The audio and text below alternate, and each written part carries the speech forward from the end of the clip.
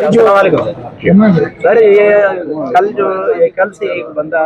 एक कत्ल हुआ है और एक जख्मी हुआ है। इसको बेदर्दी से कत्ल कर दिया, जख्मी कर दिया, लेकिन उसका जो वर्षा है वो थाने के बार बार चक्कर लगा रहे थे। पुलिस उनके पास खर्च नहीं की थी। उस मामले पे आज मक्सी बिरादरी का और उनका पुलिस वकील भी साथ दिए थे, एफआईआर हो गई थी, लेकिन अभी तक उसके गिरफ्तार बंदी नहीं हुई थी। जी मेरे भाई,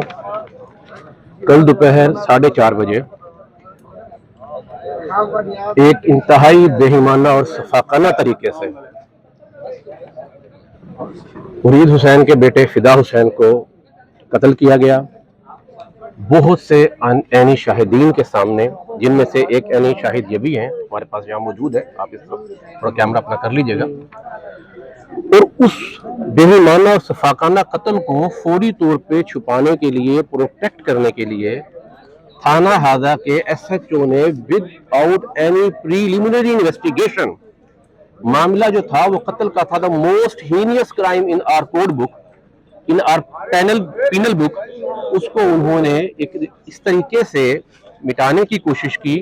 कि जो मकतूल थे उनको उन्होंने बगैर किसी एविडेंस के और नामालूम अफराद की साइड से इनकी गोलियां चलाई गई हैं ये बनाकर और एक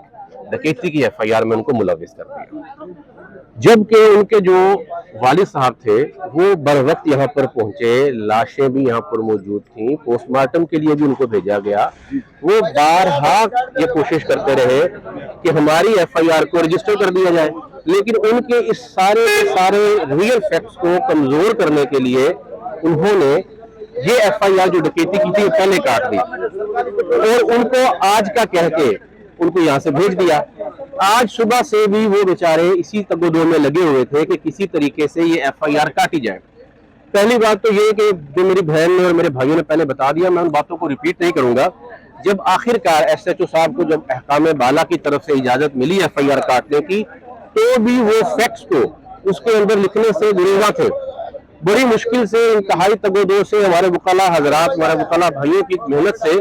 उन फैक्ट्स को इस एफआईआर के अंदर इंट्रोड्यूस करवाया गया कि दफा का शामिल होना जरूरी था। उन्होंने अभी तक इसके अंदर दहशतगर्दी की दफा को शामिल नहीं किया, क्योंकि